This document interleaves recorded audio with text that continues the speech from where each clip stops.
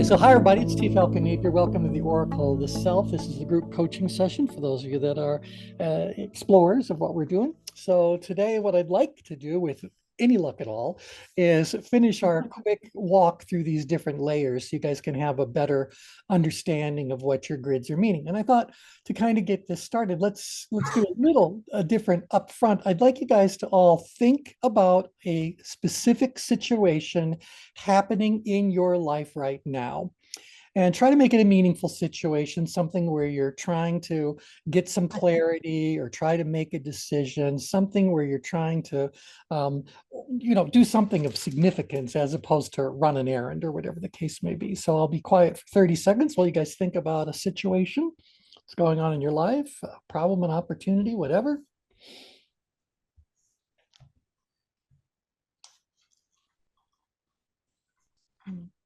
Okay.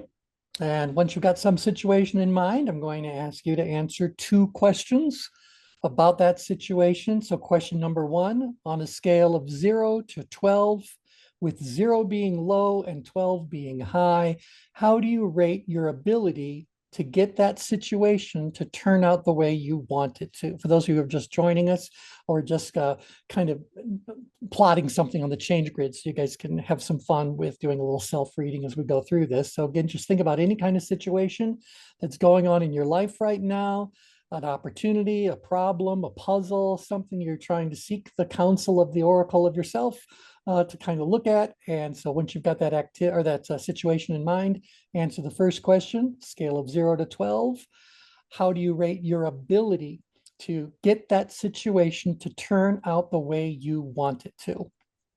And then the second question is, again, on the scale of 0 to 12, with 0 being low and 12 being high, how challenging or difficult do you think it's going to be to get that situation to turn out the way you want it to? All right, y'all with me? So right now you should have a coordinate pair. Now I can do a blind reading for you. A blind reading is something that we very, very frequently do with clients who, for whatever reasons, don't really want to share the true story of what's going on, but they still want some guidance. And so you don't need to tell me what the situation is unless you feel so inclined. You're certainly welcome to. But I just want you to tell me the coordinates that you've selected. So who wants to go first? What are you? Yep. Tom, 6 and 9. Tom. We're going to put Tom in at, oops, no, not toe, M. We're going to put Tom at coordinates 6 and 9. Lovely. Who's next? Can I go next? Sure, Anja. I'm 9 and 7, and I wonder if Tom and I are thinking of the same situation. Well, you guys mute and see if you sort that out. It'll be very interesting because very often what we're called upon to do in our professional capacity is to talk to partners. Obviously, sometimes it's couples, but very often it's about business partners who are both looking at a given situation, but assess it from a very different perspective. So, Anja, you said 9 and 7, I do believe. Yes. So that puts you guys there. Oops, now I'm moving this. No, stay where you were. And we've got 2 different situations. Okay, well, that's interesting. Although, even if you did have the same situation, I can tell you that the relative plotting here would just indicate, and you guys should be able to tell me what it's actually indicating, but I'll just throw it out there for the heck of it.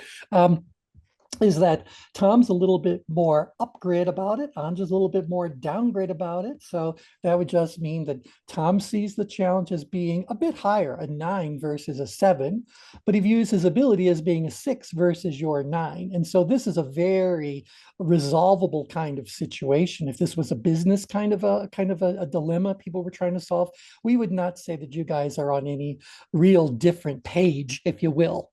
If anything, joining your strengths together would bring you to a place of harmony on the chain. That's what we'd be working towards doing. Again, that's assuming the activity is the same. When they're different, I have to say that if our activity was the same, we just, when we unmuted, we told each other what our things were.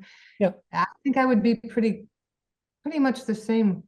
Maybe have a little more. For me, I think ability I would have been more like a 7-8. A 7-8 is 7 in ability and Yeah, Yeah. so that would move you right, just right below Tom. And by the way, so again, it would be interesting for you guys if there's a way to share the situation. Joe, where would you plot on Tom's situation? Tom, where would you plot on Anja's situation?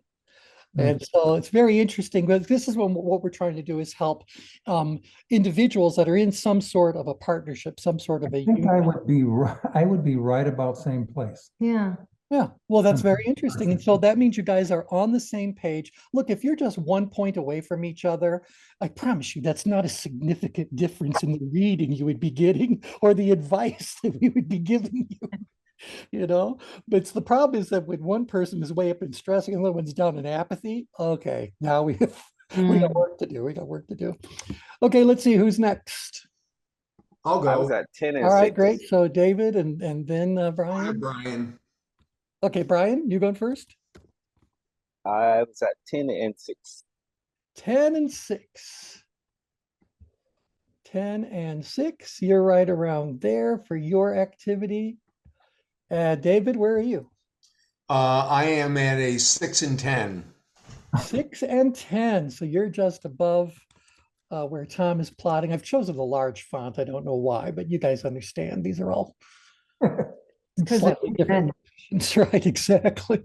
Okay, who else is on the call? So Chris, Tim, Linda, you're thinking about a specific situation and just answering 2 questions. How do you rate your ability? How do you rate the challenge of getting it to turn out the way you want it to? And you don't need to tell me the situation, but I'd be very curious just to know where people are. Yeah. Anybody? Chris, Tim, Linda? 10-6 for Chris. Chris has got a 10 and 6. Getting a little crowded over here. Brian and Chris, Elbow. Welcome, gentlemen. kind of in the 6'10". same spot. Linda, what did you just say, dear? 6'10". 6'10". Okay, fine. The party is forming right there. And let's see, Tim, I think you're left. So 9 and 8. 9 and 8. All right. And so 9 and 8 puts us right here for Tim. And let me think of my own situation, which is just getting everything ready to leave on. My ability to do it is high. The challenge is high. I'm going to give myself a 10-10. My activity. Yeah. Oh, what did I just do? I don't put the numbers. That's not your name. I'm going to say the man doesn't even know how to follow his own instructions. We'd all have work to do. Okay, so I'm out here. All right, That's so right. suffice to say that even with the level of training you guys have already received or you're kind of absorbing as we work our way through this program, you can see that you already know what a lot about this means. And so, yeah, David, Tom, you guys are very close to one another. So whatever I would say about one of you would hold true for the other as well. The only difference being David is ever so slightly further upgrade than Tom. And certainly Tim and Anja, you guys are sharing a space. We get down here to Linda, Brian, and Chris. They might as well throw a little party because they're all in the same spot together. So would any of you like to try your hand at giving any insight whatsoever, anything at all you might like to say about where you're plotting or where someone else might be plotting? What are you pulling from this? So, Well, I think David and I are pretty much at the top of the class here. yeah, that's when you want to know what the activity is. Yeah, anybody else want to throw anything about David and Tom? And then I'll throw in a little bit for you guys. No? All right. Okay, fine. Well, all right. How about Tim, Anja, what about you? Where do you think you are? Or what do you think where you are means? Well, I'm afraid that you're in the danger zone. I'm on the border. Okay. So it's So true. I was getting worried. Yeah, push me the wrong way and the day could change very quickly. Yes. Yeah, that's it. Because it's a volatile place. On the one hand, it's a place of where, and this is more Chris's work. Chris talks a lot about greatness in the keynote speeches that he does. And that's where greatness basically lives. Now, will I feel great, or will I think I've achieved something that merits greatness, clicking everything off of my pre-travel list? I think that's a little bit, but certainly if someone is going to do something that has great impact, great value, 10-10 on the ChangeGrid is where that leadership is at its absolute best, or that being on top of something, being driven to do it, but still realistic. That's where that all kind of goes into play. So T, do you have a list of things that you're going to do today? Yeah, but it's miscellaneous stuff. Like I gotta run to Home Depot and grab some of the blue glue so I can fix part of the irrigation.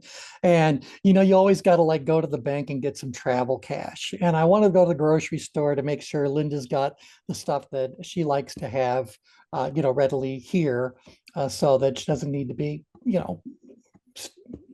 concerned too much about how is she going to eat or whatever. You know what I mean? It's that kind of stuff. It's not like it's of any grand consequence, but yeah.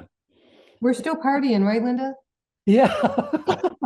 Well, she's already bought all the booze.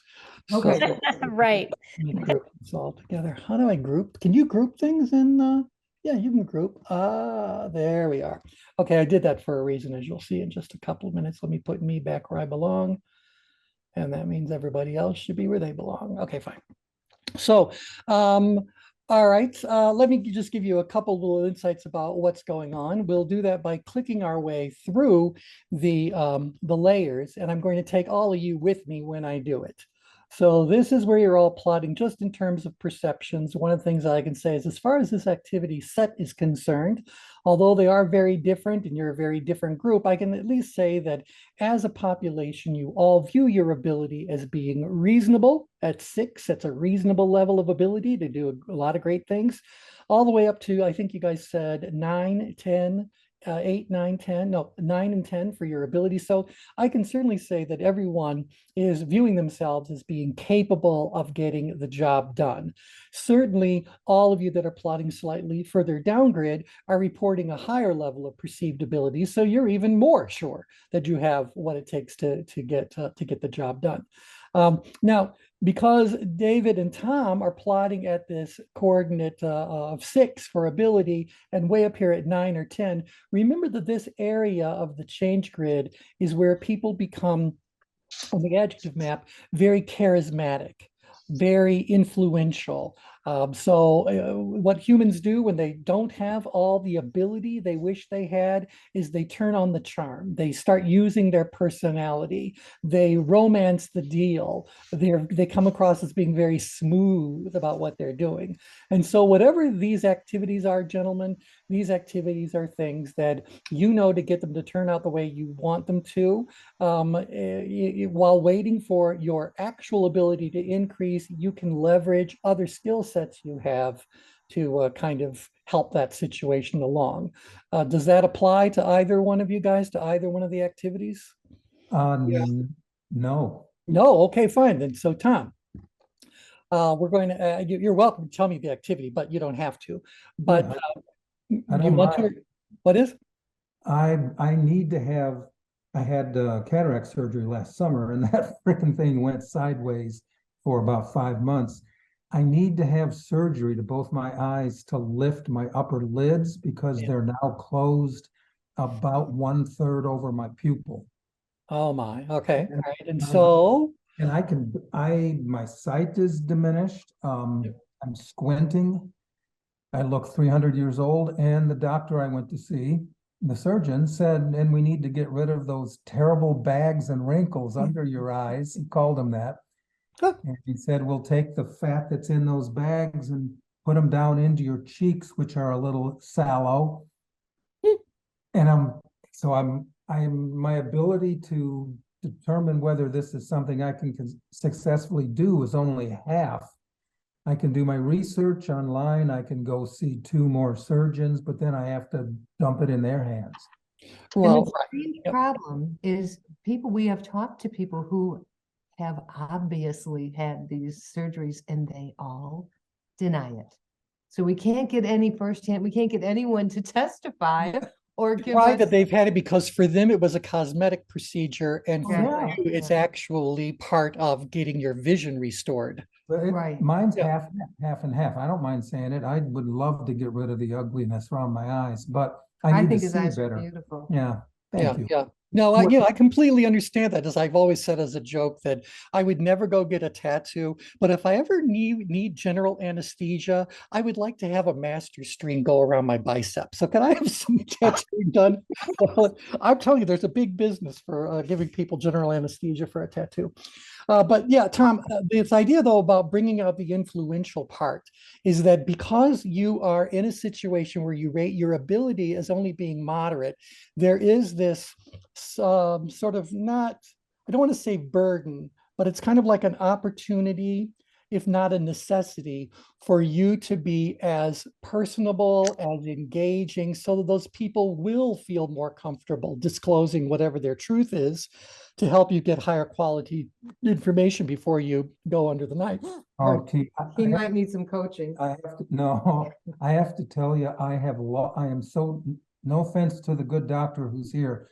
I am so disillusioned in every doctor I've talked to in the last few years. Yeah, I yeah, get the impression every one of them is locked in some sort of corporate vice. yeah, they are. They And are. they have a script and they maintain this facade of detachment, and I have tried and tried, and it's like talking to a TV screen. Right, right, So right, I right. don't think I have much ability to, old man me, charm my way into the heart of a 45-year-old surgeon. Well, right. Tom, this is Linda.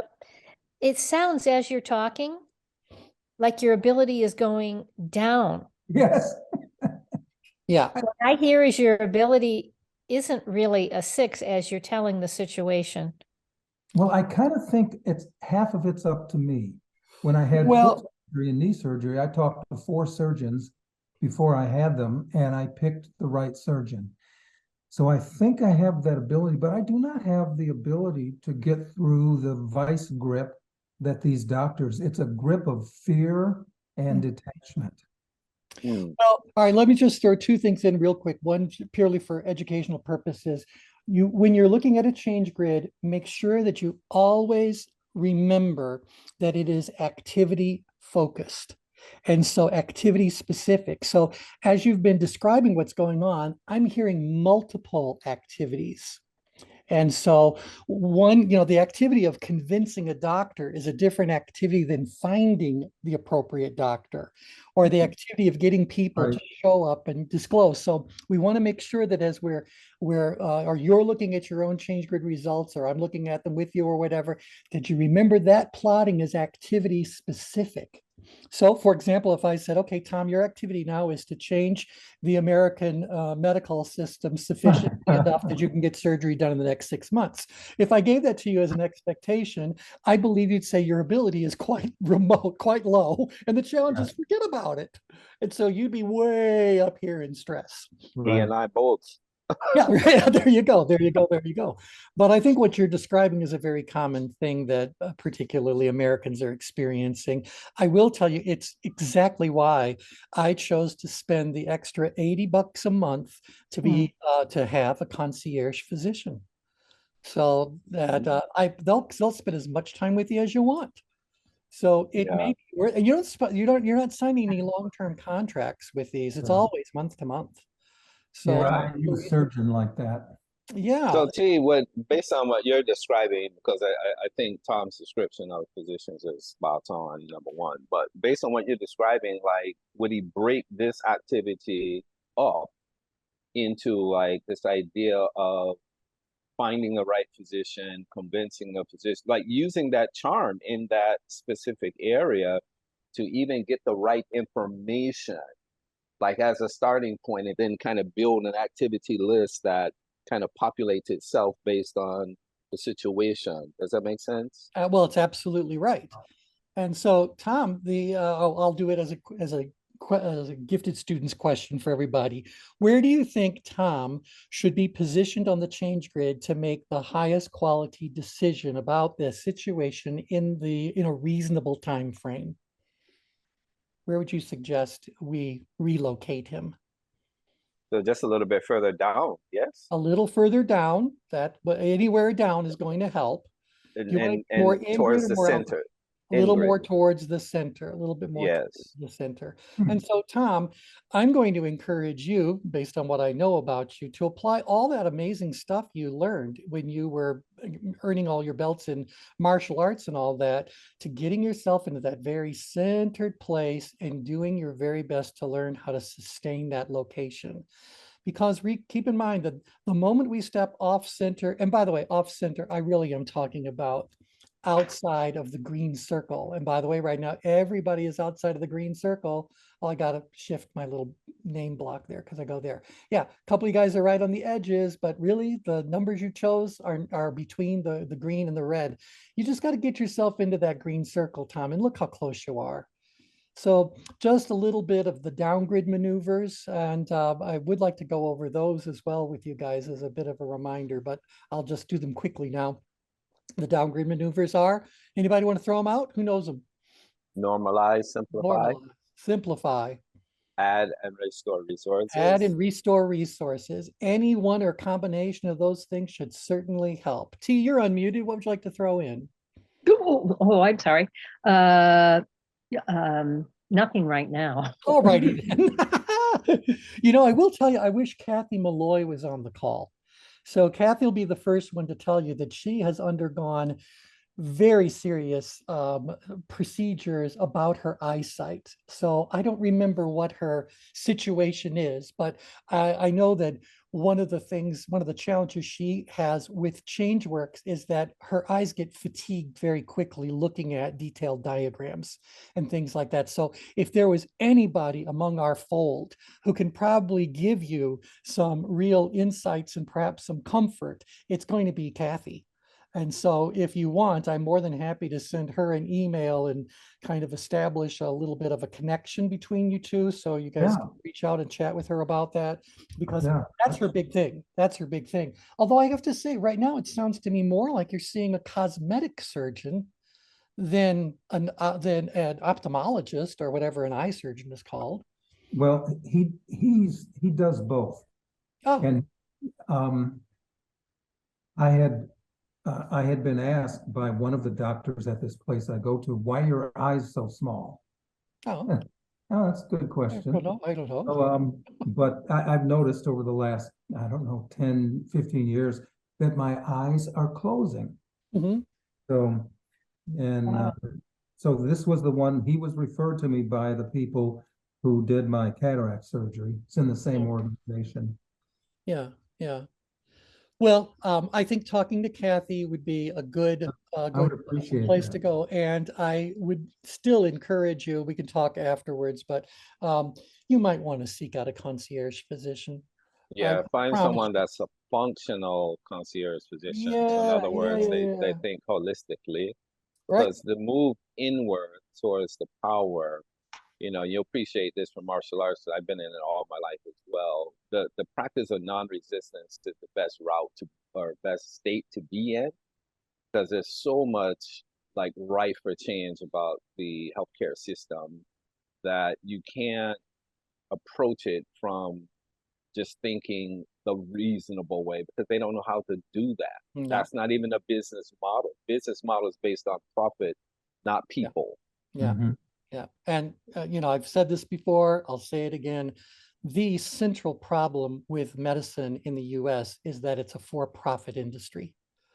So no one should be making a profit off of the illness or injury of another person. Get well paid. I don't care. Pay yourself however you want to get paid. But to think that we're more concerned about the profit we can make off of Tom's situation than helping him resolve that situation as quickly, as completely, as comfortably as possible, we've lost sight of what the mission of medicine is. Yeah. And Yeah. so, yeah, that's one of the things wrong with capitalistic society. And I'm a capitalist, make no mistake about it. But that doesn't mean that every industry should be one that's driven by profit motives. I have a problem with even the dialogue that this physician had with him. Like, why do you have these bags under your eyes? Like, That's how are not you the supposed question. to know? Right. That's not a question that you ask. And whether, No. I mean, those are He natural was- occurrences. He wasn't. Yeah, it was a woman who asked me that. I went in to get a prescription for glasses, and in the middle of it, she stepped back and she said, "Why is your eye sinking into your head?" Yeah. Meanwhile, he's going like, eyes getting smaller. he's going, Tom's sitting there going like, well, this is obviously a lot worse than I thought it was. My eyeball is sinking to my head. Needless to say, he had a note put in his folder to never, ever, ever, ever be assigned that position. Right, exactly. Yeah. Yeah. Now, keep in mind that the world has got physicians available to you at every level from every philosophy. It's the hunt where the work really is. And I know by going to a direct pay physician that when they give me a referral, they're giving me referrals to people who will treat their patients the same way that the concierge physician treats the patients. So yeah, so it's different. Obviously, your concierge physician or direct pay physician is not going to do this procedure. This is outside of their wheelhouse. But if they refer you to somebody, you got to know that who they refer you to knows what's expected of them. Right. As far as behavior. Can you send me your guy's name? Yeah. In fact, I'm going to send you my old one, not my new one, because my old one, I think, has got a lot more connections for what you want to do. Where my guy that I see right now I go to him primarily because he's focused on keto. And so, That wouldn't work for us. yeah, right. I don't think that he can change keto. He can't fix your eye with keto. So No. Plus, I think moving Tom in-grid to the power, like you start from this perspective that number one, it deserves to be healthy, deserves to be treated right. And yes. when you go out on that hunt and you find the right person, it's quite easy to filter the person that doesn't fit. It's going to be like a puzzle piece that just doesn't fit. Don't matter which way you turn it, it's not the right one. Yep. And then the message there is don't try to make it fit. Go and find the fit. It's like that with the missing piece, where that book where it's a Shel Silverstein book. Well, you got to wait till you find your missing piece, and you might just find out. But Tom, here's the thing that I definitely want to bring to your attention. The path to physical health is dependent on the mental health that you have going into it. Absolutely. So whenever you're feeling yourself get upset about a situation or another individual or whatever, recognize that energy is inherently toxic. And so you don't want to invite that. You just say, well, cross another one off the list, let the hunt continue. So I learned long ago when I was doing work for one of my biggest clients that the phrase for you to always remember is SW, SW, SW next. And what that means is some will, some won't, so what? Next. And just kind of have that. Be very careful. And this is a conversation I was having with Linda earlier today as well. Be very careful that when you think about how you would handle a situation if you were that physician, if you were whatever, recognize that you have your own set of values and beliefs and your emotions around it and whatever else. You are you, and your personality is an essential part of who you are. Be very careful that you don't, or no, I'll do this as a different way. Recognize when you may be projecting your personal values, beliefs, commitments, etc., onto anyone else in the population, because you're only going to be disappointed. Yeah. So, this is a whole thing because, you have things the way that you would do it, in which case I would say, well, don't let that rob you of the energy that you need to really be able to manage the situation as comfortably. So you're not my client, so I don't want to be too directive or anything like that. But hopefully those insights help you a wee little bit. Yes? Oh yeah. Yes. Yeah. So just be aware of that. Some people have what do I say, either personalities or patterns where when something happens, they move up grid, out grid, or a little bit of both. And the thing about moving up grid, out grid, or a little bit of both is that that's good energy because it's compelling you to move forward, take action, do what something needs to be done. Because you've got some out grid energy as well, you don't mind going a little bit toe to toe or whatever. But if this is the actual situation for finding that ideal service provider, this location would indicate that you want to. Maybe you don't need to be the one that's romancing them. Maybe they need to romance you a little bit. Maybe instead of you expecting them to care, you're looking for someone who naturally cares. All of that is still this particular area of the ChangeGrid, where it's really all about that. So, yeah, but I'll definitely send you the link to, it's ARC is the name of the company, ARC. And yeah, so their fees somewhere around 80, 90, whatever it is per month.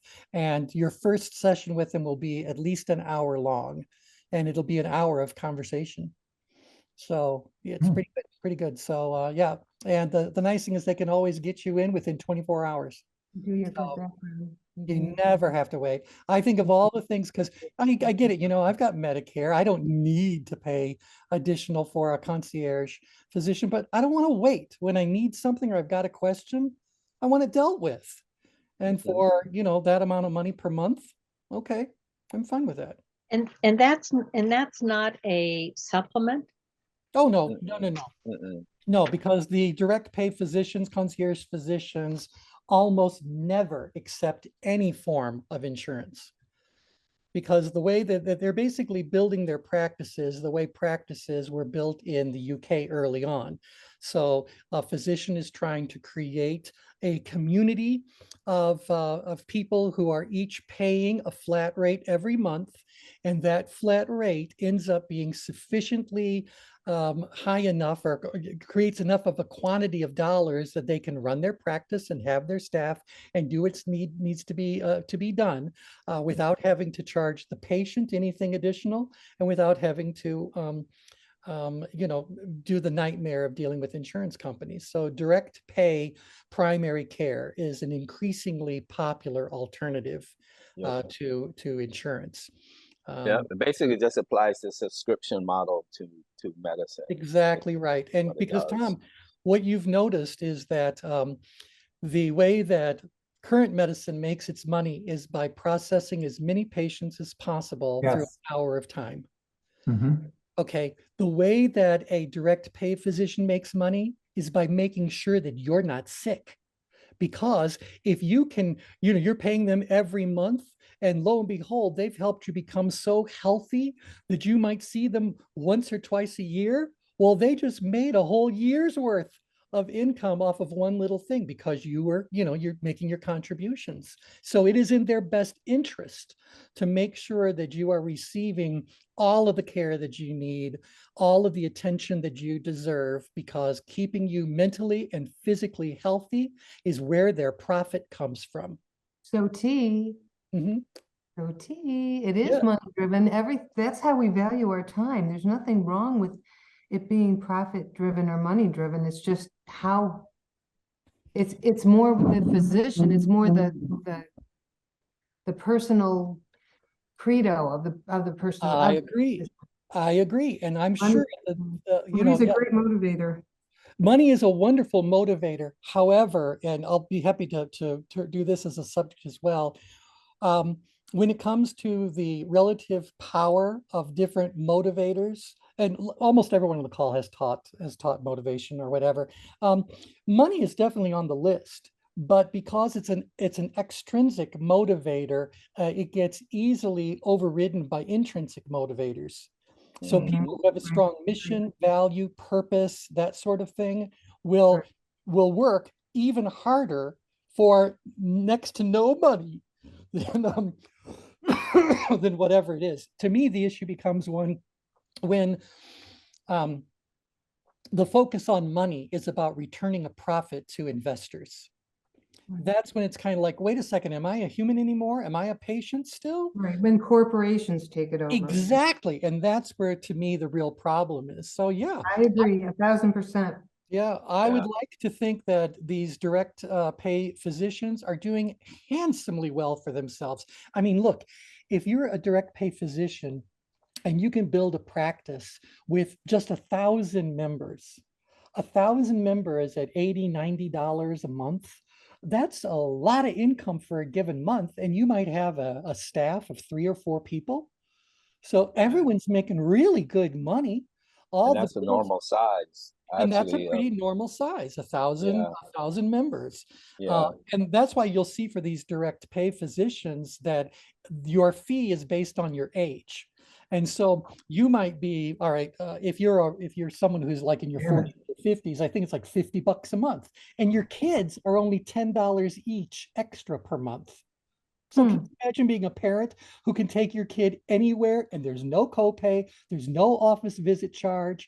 The only thing they would charge you for is if they were giving you a shot, they would charge you for whatever the medication itself is. But even that you're paying wholesale for. Mhm. So Yeah. Yeah. okay, anyway. Definitely worth it.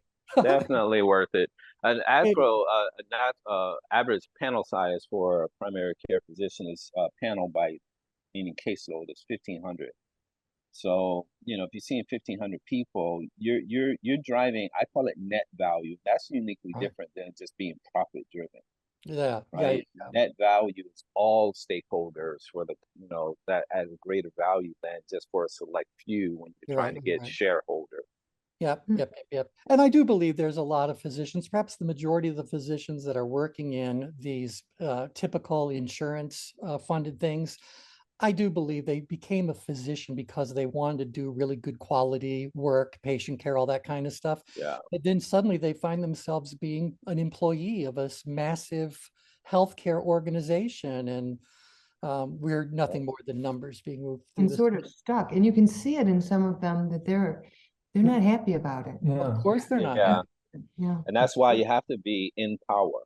Because think about this, the trend for the last 20 years, literally, has been larger healthcare organizations snapping up physician practices and healthcare organizations, put them underneath. In fact, 80% of healthcare in the United States is owned by 20 healthcare organizations. Right. So if you take HCA, which is out of Nashville, they own thousands of hospitals and affiliates. Yep. Anyway, it's a crazy puzzle that we need to fix, but right now we're just going to focus on fixing Tom. So Tom, we need to get center. You just need to move yourself to center and you'll become more resourceful in that spot. And everyone, this is for everyone, remember that anytime you are experiencing very far upgrid or outgrid danger zone emotions, these things are toxic. They are taking an actual physical toll on you. You don't need all that cortisol from being way up in stress. And by the way, Tom, in your particular case, to be upgrid, to have your level of tension be that far upgrid or that far outgrid, it has to be increasing your intraocular pressure. Mm-hmm. So am I right, Brian? Yes. So that's making things worse. So yeah, so we need to send Tom nice mellow energy. Thanks for putting that in my head, T. Well, no, but I mean it is, and this is why, because you guys are you're together. Anja, when you observe Tom getting into that particular state, don't join him in that state. Instead, bring the state to his awareness and say, how very interesting. What would be an even healthier place for us to move? And you'll find more often than not, the reason why you're upset is because people aren't doing things the way you think they could have been, should have been done, ought to have been done, whatever. And now you really are projecting your value system onto another person. And I promise you that only leads to disappointment. So, yeah. I totally agree with you there. T, I had a boxing coach. I don't know if Anja ever met him, Frank Williams Jr. Yeah. Out of Detroit, former super middleweight IBF champ years ago. Yeah. And I trained with him for a while, I don't know, maybe a year or so. He was 6 feet tall, gained weight, 220 pounds, world-class boxer. And when I would work with him, say on the pads and whatnot, he would stop. he would get an expression of anger on his face. He'd walk up to me, he put his face 2 inches from mine, and he would snarl, "Calm the F down." Yeah, right, And because I yeah. calmed down. Well, you need to, because keep in mind, winning any kind of a combat sport, the further upgrade you go, the more random and chaotic things become. By You the know, way, he's going that like did not tall. work when you tried it on me. Yeah. Well, no, because that would move you out grid, and that's where the Olympic battle begins. So, But one of my accomplishments in life is that he and I sparred 9 rounds one night. oh wow, you were And tired. when I was tired, I was laid on the floor for maybe half an hour. Wow. Yeah. But it was 2-minute rounds, not I told him at the time I was 55, I think. And I Mhm. told him I can't do 2-minute, we'll do 2-minute rounds, but Yeah. Well, I'll remind you guys of the phrases that apply to the execs under the change grid. So Tom, Anja, anybody else who finds himself in a similar situation, remember how important it is to let the winds of heaven dance around you. Okay. You've got to create a buffer around you where all that chaos and craziness that's around you isn't allowed to mess with your Zen. And so let the winds of heaven dance around you. So you've got this energy around you that can protect you from the craziness that might be going on out there. The other one that we would say is that you need to be in the world, but not of it. And so this is about separating yourself to realize, oh no, I'm in the world and these things really are happening and these are things that really do need to be addressed or whatever. But I don't need to get emotionally connected to what's going on to a degree beyond that which serves me well. And so I'm not saying don't have any energy, because you're right. The squeaky wheel does get oiled and you want some attention. You want it now. You are going to need to be lovingly pesterful, if that's even a word, you know? So enlist them. So there are some strategies here. And again, I like that it's in this influence sector, because when you are in this influential sector, that's what you guys, Tom, David and Tom, you're both on top of influencer. And so this could be about influencing others. It's also about influencing yourself. And so you have the ability, you just need to decide to do it. And then you'll be in a healthier spot and be able to move accordingly. that sounds excellent. Yep. All right. So one other layer. Oh no, let me just. Oh, David, do you want to tell me what your situation is, or are you self-applying this enough, or did it match? Yeah. Well, whatever. All right. Okay. So I'm not worried about me. This is where I spend a lot of my time when it comes to getting things done. If you guys were to say, okay, T, we're in the change group when it comes to doing these kinds of calls, I will tell you, I think my ability is a 10, but the challenge is also a 10. Because I decided when I started doing this kind of work, decades ago, that I was never going to be driven by my agenda or by my curriculum or whatever. I was always going to be driven by meeting my audience where they are, and then doing whatever I can do in that moment to help them do whatever it is that needs to be done. And so that means I never know what I'm really going to encounter. So this is exactly what I would hope I would encounter on a call, to be able to give people the insights I want them to have, but in a way that's more meaningful to them personally at that particular point in time. That's awesome insight there. Yeah. Now, The idea of meeting people where they are, not where you want them to be or based on your perceptions. I think that's often missed in any it's situation. very much often missed. But if we go back to who was the father of modern day coaching, Thomas Leonard, is that what his name? Yeah, Leonard, I think. Yeah, Thomas Leonard. One of the things he commented on after coaching kind of took on a life of its own was, he said that he believed that people lost sight of what he meant by the word coach. When he's describing coaching, he's not talking about the individual, the coach themselves, what we call the coach now. He says, no, we're talking about coach like a stage coach. The coach is a vehicle. It picks you up where you are and takes you where you want to go. So he viewed coaching as a exercise in transportation. And there was a driver involved, obviously, and somehow or another, we ended up calling that individual a coach, which I think upset the athletic world because they'd had coaches for a very long time. And athletic coaching is opposite of what life coaching and things like that are all about. Athletic coaching is highly directive. It's highly focused on a particular behavior, and no, that'll get you fired from the world of coaching. So Leonard's perspective was more like a Sherpa. The I would Sherpa agree. doesn't, kind of frames and guides, but it's not going to do the work for you. But they Right. have walked the path, and they're saying, look, this is a possibility, like Yeah. what Chris does, and possibilitarian, right? Yeah, exactly right. Exactly. it, Exactly got right. it. But you got to meet your people where they are. So, I mean, can you imagine if I was not someone who understood tension management or even, some counseling and consulting sort of skills? How many of us would listen to Tom's situation and just instantly jump into advice mode? Mm. You need to do this, you need to do this, you need to do this, or just go do this, blah, blah, blah. It doesn't meet him where he is.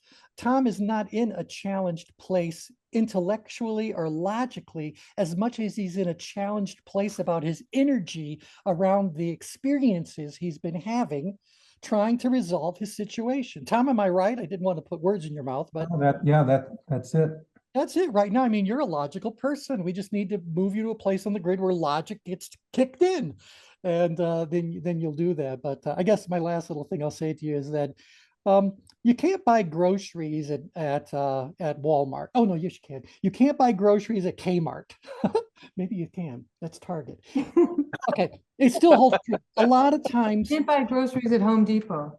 I know. So there you go. Thank you. Because the lesson I want to get across is that sometimes people are just plain shopping in the wrong store. So what you're looking for isn't available there. So no reason to get emotionally connected to that. Just go to the right store. It'll be there. So we want to help you find the right store. Yeah. That's Yeah. good. Yep. Okay, now we do have a pile of individuals plotting down grid, so I want to make sure that I touch base on these as well. But the best way for me to tell you what's going on is to scoot this out of the way, and you guys look at these labels on this layer up here. Now, where this layer comes from is when we divide the change grid into the 4 quadrants. You can overlay a lot of 4 type personality models on top of this very easily.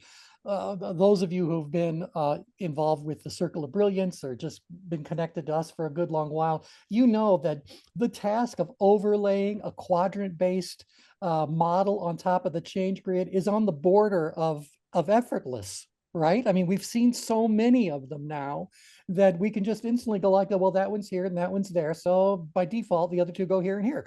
We can do this very easily. Well, there were people who, in their wisdom, realized that to try to divide humanity into 4 groups is just not sufficient to be able to describe the differences between people in any meaningful sort of way. And so they decided to add an in-between for each of these 4. So somewhere in between the out grid and the up grid, there's going to be another personality that we can stop and look at. And similarly, between any of the other 2 you choose, we're going to put another one there. Well, that in effect changes it from a 4 type model into an 8 type model. And there are many, many 8 type models that are out there. And that's where this layer comes from. So rather than just looking at what's happening at the 4 quadrants, because it shouldn't surprise you that upgrid is an energizer and outgrid is a leader and downgrid is a thinker and ingrid is a follower. I mean, that maps to the amiable, expressive, driver, and analytical. That's no problem at all. But a lot of models said, we got to look at the in-betweens because there are people who live in between. Now, again, we don't deny that people have a personality, but the thought that your personality is always the same, regardless of the situation, is nonsense. So How you choose to behave at any moment in time offers you the full spectrum of possibilities, but you may be behaving in a way that is out of type for you because it's not where your home is, but nevertheless, the situation requires you to become one of these other kinds of possibilities. Pardon me. So these labels that we are using on this layer do not occur in a single model.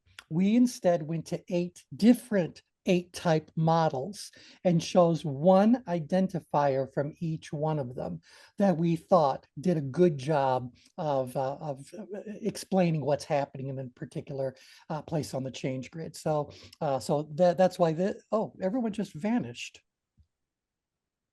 We did. Yeah, well, On our end. yeah, something's happening with my Zoom. What just happened was my list of participants, attendees, it Oh. says that there are 8, but your names are all gone now. And what was in the That would exist. everything that was in the chat has vanished, but you guys are still on the call, so we carry on. Very weird. I got to ask Zoom why that's happening. Okay, anywho, so we describe this layer as being the role that you're taking. So given a particular situation, the change grid tells me what kind of role you've decided to demonstrate, illustrate, carry for yourself, serve, or whatever. And so let me very briefly describe for you what's happening on the outgrid side of things. And I'm going to start at the very beginning, a thinker. So what do you think a thinker does with most of their time, most days? Contemplates. Contemplates, they think, they ponder, they peruse, they amuse, that's what they're doing. They're people of the mind.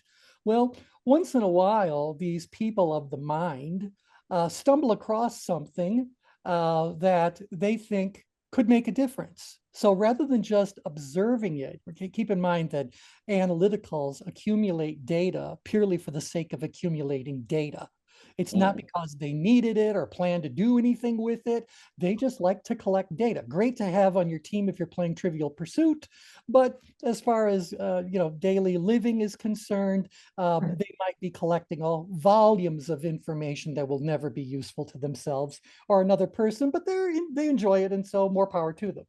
Once in a while, that thinker may very well have a thought, and they say, wow, based on what I've learned, based on what I've figured out, because they're down here doing research and all that sort of stuff as well, they might go, this is something that we should take a different look at.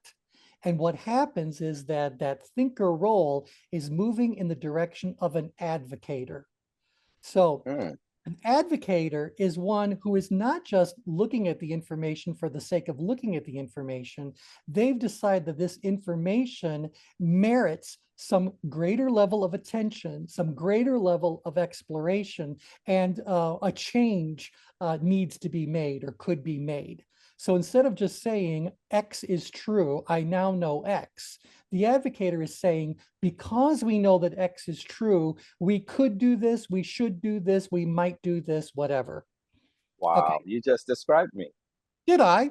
Well, yeah, the whole, I spent all my time, literally collecting data, information, and research, and that's what brought me here, right, to Central South America, because I've seen, I'm trained as a physician, but I've always been an entrepreneur in terms of applying what I know, help design thinking and in informatics to people science and technology, and where those 3 connect. Yeah. And so think about that. What you're really doing is saying that the quest for knowledge is fine and dandy, but the quest for knowledge that leads to something that is beneficial or could make a difference one way or another, that merits a different kind of energy, a different role.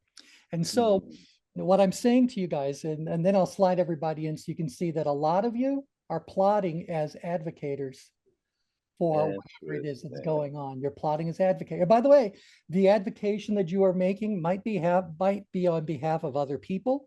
It might be on behalf of yourself. So maybe you need to advocate for yourself. Again, this is supposedly the oracle of the self, although this program has become a totally different program than one I've ever taught before. But I'm okay with that. So think about this. The advocator is the one that sets into motion whatever was learned by the thinker.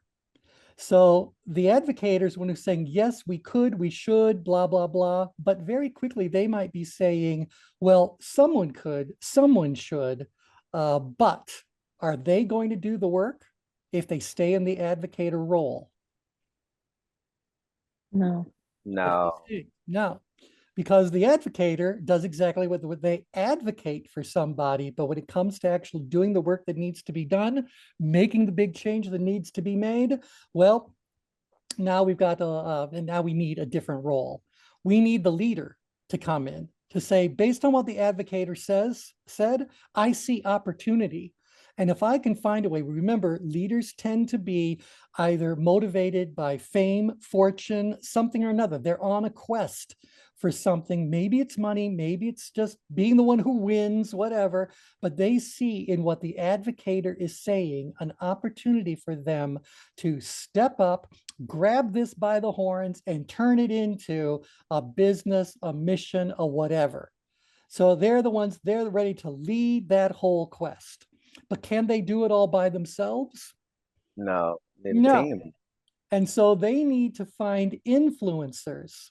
So these are the people who will take the quest of the leader, the mission of the leader, and start to mobilize other people, other energy around doing it. They're the ones who will say, look, I don't know it anywhere near as well as the leader does, but I'd love for you to get involved, and then pull them in so they can be exposed to the leader's energy and be brought on board, if you will. You guys with me on this? Yeah. Yeah, because I don't, I just want you to know this is how the world operates. Let me give you a real example of this, and you can see where it's all coming from. So someone at some point in time thought that recycling would be a very good thing.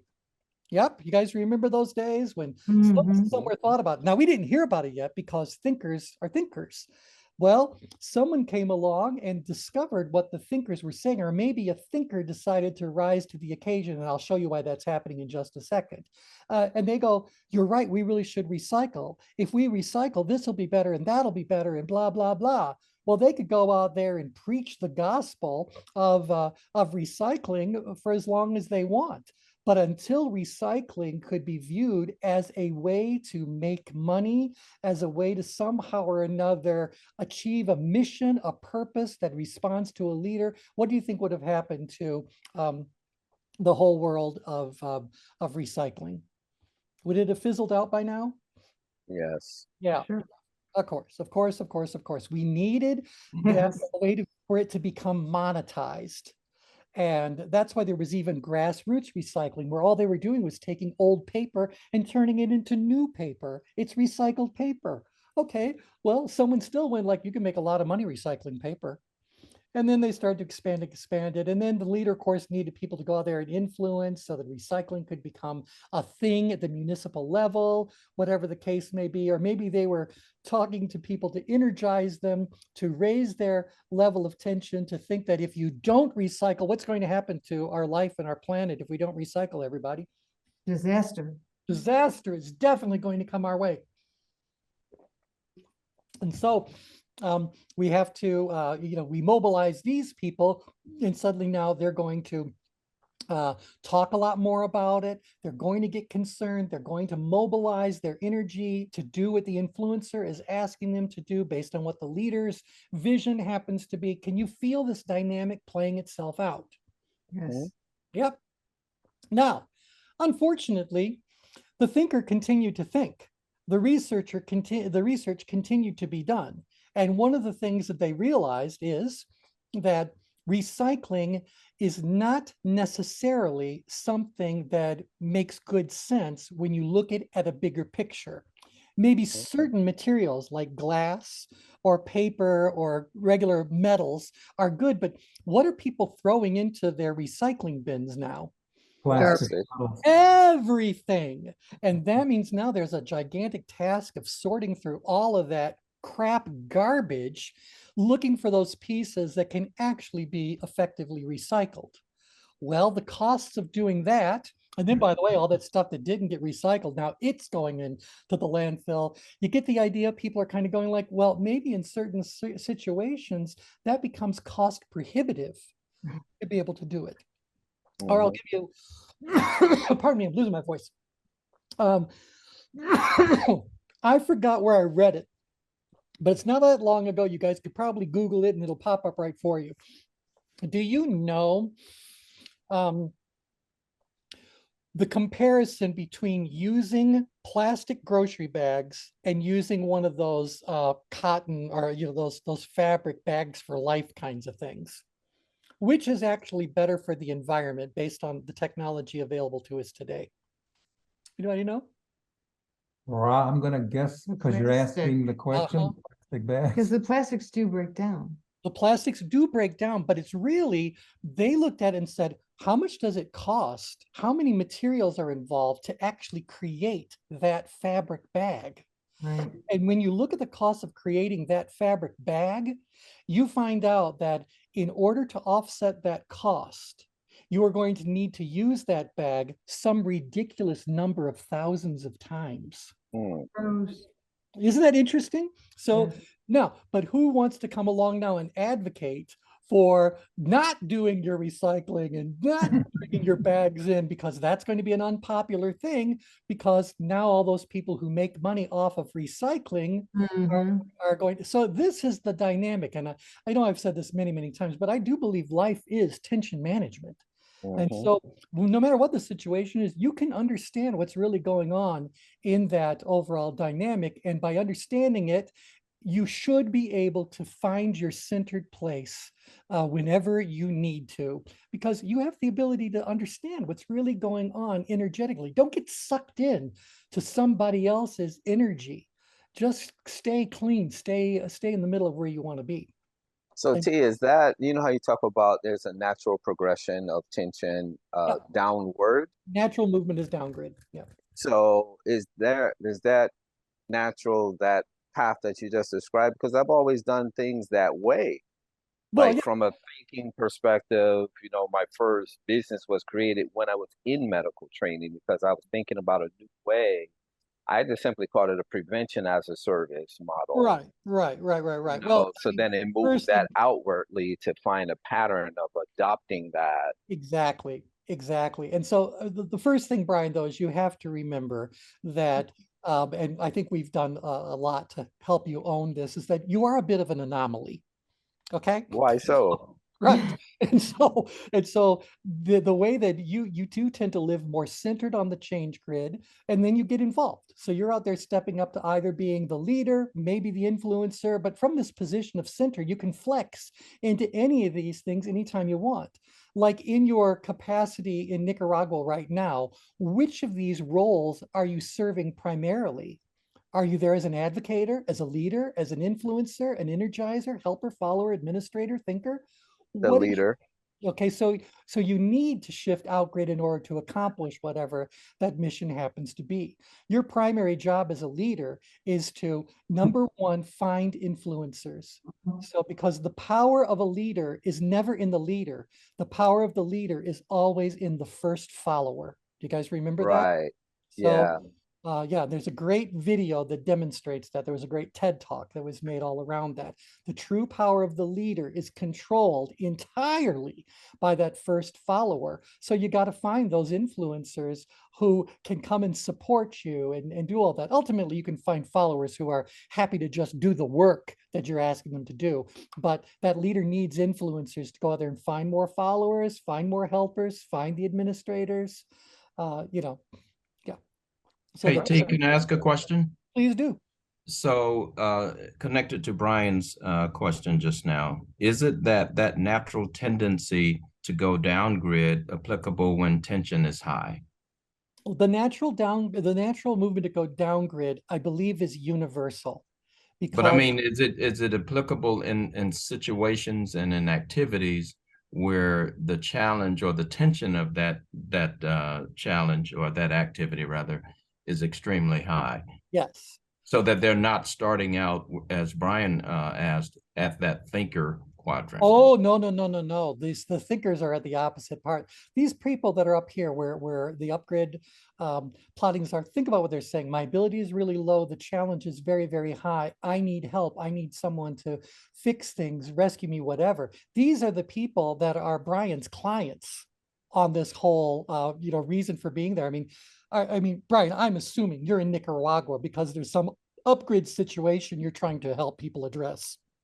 Yes, in terms of like the public health crises that we Right. just got You out said of. the But word it crisis. started out in Thinker though. Well, I everything- started out there, and then I was advocating, and now we got this project going in 9 countries. yeah, And so now when you ask the activity, why I gridded 10 and 6 is because now I'm thinking about this idea of charting this next great adventure out of this, because I'm seeing something could come out Right, of this. So it's because like I you- moved downward. well, you did move down grid, but really you moved center. And from Ah, center, you were able to see the best next role for you to take. And God. so, yeah, you went into a little bit of an advocator thought process. Now you need to step up to being that leader because well, how many people on your team would you say are great advocators? Boy, they'll tell you what you should be doing, for as long as you'll listen to them tell you that, but they'll never actually step up and do the work themselves. No, How many of they're you've got stuck in a people in your, credential trap. right, call right. it. Well, and in your general life, all this is for all of you. How many of you do you have people in your life who never hesitate to tell you what you should be doing, could be doing, whatever? They're advocating, but they would never actually do the work themselves.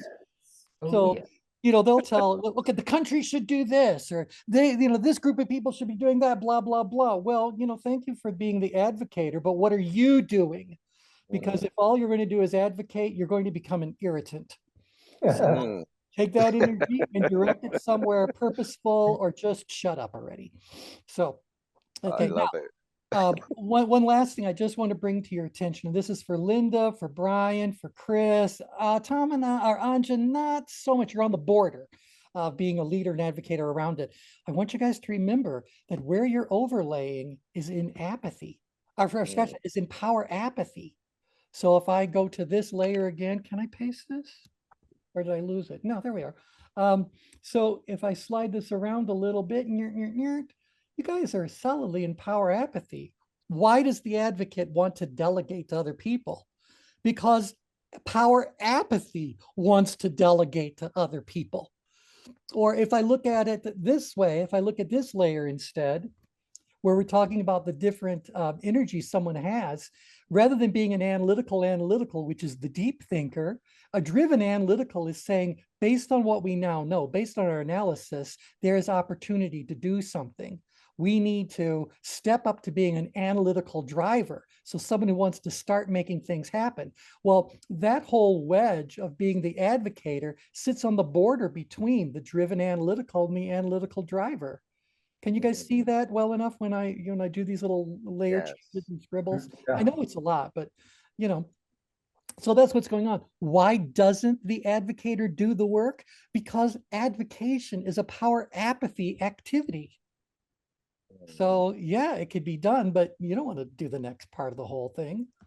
So yeah, anyway, we obviously still got stuff to talk around this. As long as you guys are enjoying this, I'm more than happy to continue this series this way. It's already 8 minutes after the hour. I will tell you that I will have high-speed internet access the whole time I'm on the cruise. And so I've got to figure out what time this call would be based on where I am. But when you're crossing the Atlantic on a ship, you experience 6 consecutive 23-hour days. Oh So my. every day you're losing an hour, and so I just have to figure out where am I time-wise, so I can be on the right bend. But so I'll do my very best to make sure these calls are happening. And then we're just at the mercy of the quality of the internet, but it should be okay enough for us to have a conversation. So yeah. Oh, so much more to say, so much more to show. But did you guys find this interesting? Give me a little bit of feedback. Oh, yes. Oh, yes. Very interesting. Absolutely. Now, it's all good if you guys are finding it interesting. I hope that what you're also doing is saying, like, after these calls, I'm able to do some self-reflection.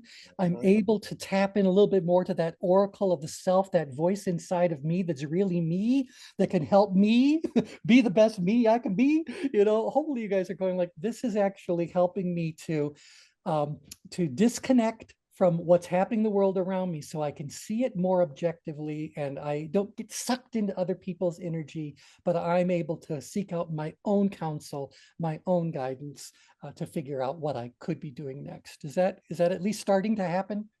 Yes, Mhm. definitely. Yes. As a practice, not just something to check off a to-do list. Mm-hmm. Yeah. So for me, I have a to-be list, and There that's you where go. this comes in. Interesting. Oh, Brian, you are so Brian. It's exactly right. The whole point of being at the center of the change grid is this is where a place where you would say, like outgrid, you would say, I do things. Upgrid, I feel things. Or rather, no, upgrid, I experience things. Ingrid, I feel things. This is caring, or no, I care about things. Downgrade, I know things. In the center of the change grid, the words are simply I am. And so, but I'm everything and nothing at the same moment. Because Yeah. I don't know what I'm going to do or be or feel or have. I'm just there at this moment. But from that place, everything is available to you. And again, if you can just work at somehow or another disciplining yourself to live inside of the green circle as much as possible. We're humans. I live in a real world. So we're going to have our moments when we're not going to be there. But if we can reclaim this space whenever we need it, we're good to go. We're good to go. So, yeah. Excellent. That's to be. So in other words, I ask myself, who do I need to be in order for me to do what I'm trying to do? And so the Right. self-reflection becomes what do I need to learn? How can I grow? And what do I need to develop? There you That's go. what And I so let's assess. scoot this out of the way just so I can show you what you've just said in change grid terms. When you're at the center of the change grid, you're observing everything that's going on around you, but you haven't done anything yet. At a certain point in time, you're going to ask the question, what role do I need to move into now? Do I need to become an advocator? Do I need to become the leader? Do I need to influence or energize or just help or follow, administer, think? From that point, you can lean in any of these directions depending on what the situation at hand seems to require. But can you imagine if you're way up here as an energizer, way up in the upgrade danger zone, what do you think the likelihood is that you'll be able to find that spot where you can move easily among all the different roles that your situation might benefit from you? You're already burnt out. And you're terrified. Yeah, down here you're falling asleep. Up there you're exploding. So you guys get the idea. The more you play with this, I promise you, the easier and easier it gets. And I can tell you in my own experience, I don't know if it's my personality or if it's just something I've learned over all the years of doing this, but very, very, very little upsets me to the point that I'm going to have some sort of emotional reaction to it. I don't get pulled into anger. I don't get pulled into fear. I don't get pulled into laziness. I don't get pulled into being too caring about other people at the sacrifice of others. You know, I don't know if it's me or if it's just what I've absorbed over all these years of doing it, but I don't get pulled into any of these extremes. I have my moments. I'm a human like anybody else, but you know, I just don't do that. Yeah. So hopefully you guys will be able, as you practice this more and learn more about it, you'll be able to consciously decide when is being more upgrade, outgrade, downgrade, or ingrid to your advantage, and when is it just kind of, you know, distracting your energy from what you really should be doing, you know? So T, Yep. would a question be, if someone is plotting, say like in a leader, would a question be, is that the energy needed to accomplish the Yes. task? Right. And if not, then you would coach around somewhere else that would be a better energy to complete that task. You are absolutely right, because this is why we talk about having not only current locations on the change grid, but ideal locations on the change grid. So let me throw this to you guys as a question. taxes, well, actually, we're 2 days past your tax filing date. So, but we were just inside of tax season. Do you want someone who's in the out-grid danger zone doing your taxes? Oh, No, no. Do you want, this is for the ladies on the call, do you want a hairstylist that's upgrid, too far upgrid cutting your hair? No, No. So there's an ideal place. I want someone who's down here, a thinker, maybe a bit of an advocator, a driven analytical is probably going to do the best job of doing my taxes accurately, but advantageously.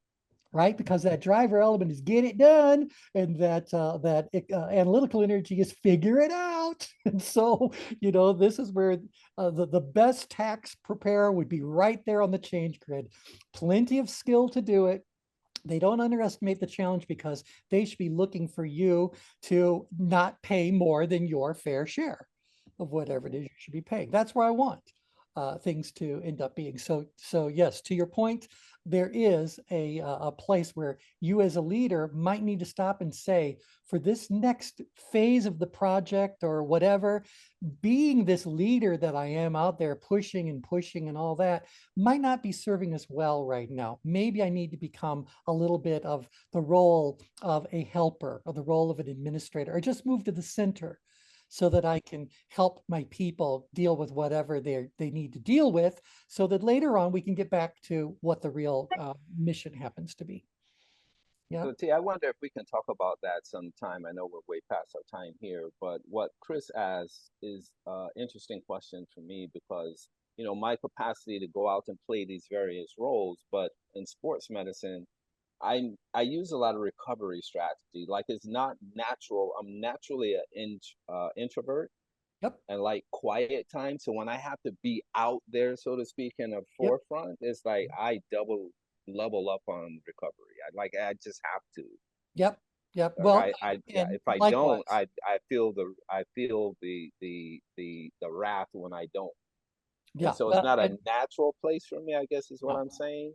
Well, that's why I'm saying to you guys, you can certainly do things that are out of type, and Linda can certainly vouch for this, but when I'm on stage in front of an audience and, did this for decades, I am presenting myself, or I'm in the role of being an influencer, a leader, maybe an advocate if I'm trying to get them to change a way they're doing something. I need to rally them around. I don't want to be motivational, but I do want to make sure I'm energizing them or whatever. I got to do this. Okay, I am a poster child, INTP. I am a type 5 in the Enneagram. I am a Sigma male. I'm down-grid. To go out there and do that speaking engagement. Linda will tell you that all I want to do when the engagement is done with, is go back to my hotel room and order room service. Yeah. I don't need to see anybody. I don't need to go anywhere. I don't need to do anything. Meanwhile, Linda's been in the hotel room all day while I was off doing whatever I needed to do. What do you think she wants to do when I get back? Go out. Do something. Let's go have dinner. And if we go out to dinner, I would say, I'm happy to go to dinner, but we can't go to dinner at a restaurant inside of this hotel or this resort, because I will have well-wishers come up to me during the meal or sitting by the pool or whatever. And while I appreciate their kind words and all that, I really am an introvert. I really need to recharge my battery, particularly since it's a 2-day program. I got to do this all over again tomorrow. So, Right. Yeah. Yeah. Exactly. Okay, anyway, we've gone way over time, but if you guys are enjoying it, I'm happy to continue to do this. So, yep, just proceed as though next Monday will happen at the same time as usual, and I'll figure out what I need to figure out to make that all actually happen. Okay. When do you leave? I leave on Wednesday for the flight to Florida, but the cruise actually leaves on Thursday. Oh, okay. Yeah. And then the cruise itself is 14 days. Well, 13, it's 14 days. It's 13 nights. And then we'll be in London for an additional 2 or 3 nights. Yeah. Very nice. Get your crown. Yeah, I got to get my crown. Well, you'll know this. Diana already bought a tiara. She's I'm sure. wearing a tiara all over London. I'm sure. I am go sure. right ahead. You go right ahead. Awesome. Okay. Just all right. remember, just remember, T, what happens in London ends up on YouTube. Yeah, I know. I'll tell you my greatest disappointment of the whole trip is that while I'm excited to be in London for that whole coronation energy that I'm sure will just be everywhere, they're expecting an additional 1 million visitors. Oh, God. So above and beyond their usual tourist load. So it's going to be a madhouse. But I actually want to see the coronation. And the only way you can do that is on TV. Yeah. It's like I love it. Linda used to volunteer for the Detroit Grand Prix race. And so she was there VIP work. I mean, Linda, you can unmute and tell people what it is that you actually did. But I'm going like, if you've ever gone and seen one of those races live, or I was, if you're at like the Winter Olympics and you're watching the people in the bobsleds or the luges or whatever, they whiz by you at who knows how many miles per hour, then you've got no idea what's going on. So there's a lot of things that really are best viewed on TV, and I'm thinking the coronation is one of them. There's an old saying, TV makes everything better. Everything better. It's so true. We And should all have further- TVs. Someday we will, T. Someday there will be a TV in every house. I just know it. Actually, what we're trying to figure out now is if we get a data package for our cell phones or whatever for the time we're in London, will we be able to actually watch the coronation on our cell phones while we're in the crowd? Probably. That would be very cool. That would be very cool. Okay, anyway, that's enough about that. I'll give you guys whatever story I can tell you about all that tension management at the coronation. Excellent. Here's what I know we're over, but here's the other thing they told us. We got contacted by the airlines that during the coronation, they're going to be closing airspace all around the UK.